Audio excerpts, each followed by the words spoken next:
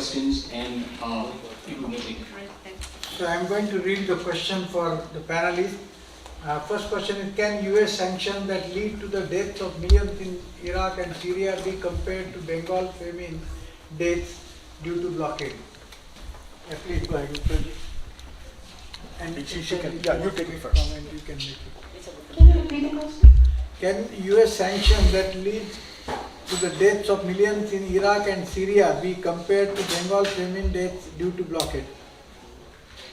Yes, I think, like we spoke earlier, and I think even in the morning when they were talking about the Kurds and the Yazidis, the kinds of blockades that are implemented, there are mechanisms to how a famine or deaths like mass deaths can be engineered. And these have been perfected during the colonial times. And you don't just need gas chambers to kill a mass population. I think these have been done, like just mentioned here, in Iraq and other places as well. And also in the colonial times, these obviously were done in Bengal and all over India.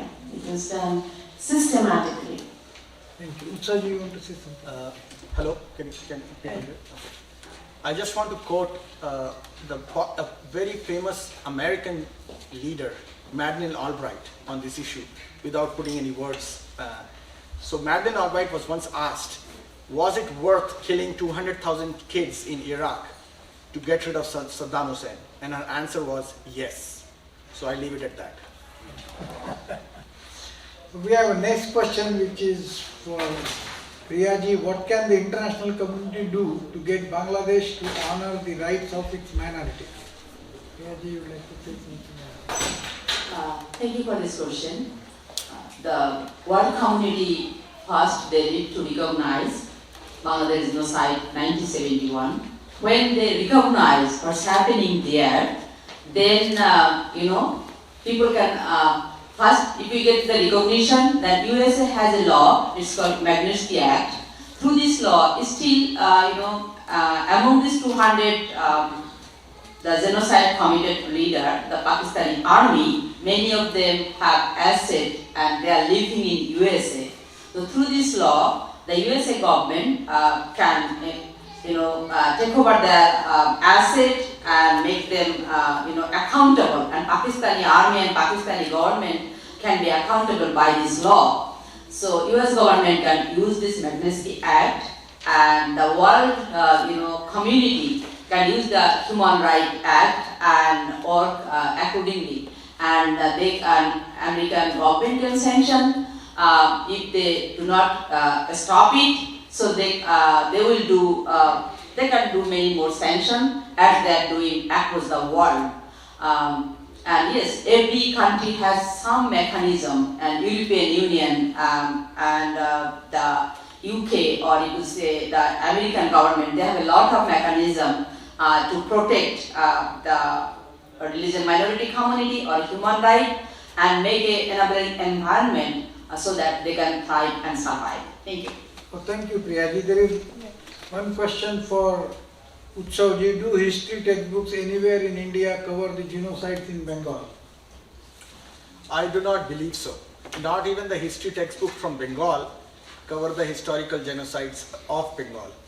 And I just want to add one more point to what Priyaji's question was, that it is important to address these genocides legally through the Western European Union, American constitutional framework, because that is the only way you can ensure that war criminals don't end up in America or their supporters end up in America. Because there are organizations in America that are actively working against American Hindu communities as we speak today, that have direct links to war criminals and their supporters from Bangladesh and Pakistan. Thank you, Utsavji. This is an interesting question. I really want to read it, and Utsavji probably will be the right person to address that. And there was an equal genocide that happened in the hands of Hindus to Muslims in Calcutta around. Why we are not, we are silent about it. And second is, there is an emerging genocide of minorities, particularly happening in India currently. Why we do not talk about that? So Utsavji, would you like to say that, please? So during the 1946 to 1947 period, during the partition of Bengal, there were riots in India in which Muslims were also killed. There is absolutely no doubt about that. But whoever put the question, a very valid question about the Calcutta riots and the Direct Action Day, as it is called. The Calcutta riots and the Direct Action Day were started and called by the Muslim League. So we have to put the blame where the blame lies in terms of who initiated it. In a conflict, obviously both sides died, and I believe in the Direct Action Day in Calcutta, during a 7-day period, about half the people who were killed were Hindus and the other half were Muslims. And as Priya pointed I out, don't think that's correct.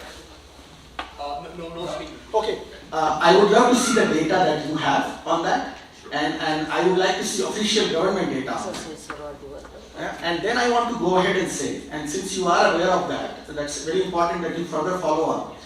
There was a direct reprisal riots that were committed within 6 more months of the Direct Action Day, called by Muslim League, in a place called Noakhali in Bangladesh, where the Hindus were less than 20% of the population. And there, 95% of the people killed were Hindus. And the reprisal riots were called as reprisal riots by Ghulam Mohamad Sarwar, who was a Muslim League leader. So, I completely agree that no violence is only committed by one side. But we have to put the blame where the blame lies. If we are going to say that the Second World War happened because America wanted it, that's unfair.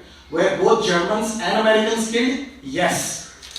Did Hitler initiate it? Yes. Let's put the blame where the blame lies. But deaths are unfortunate. Every human is a human.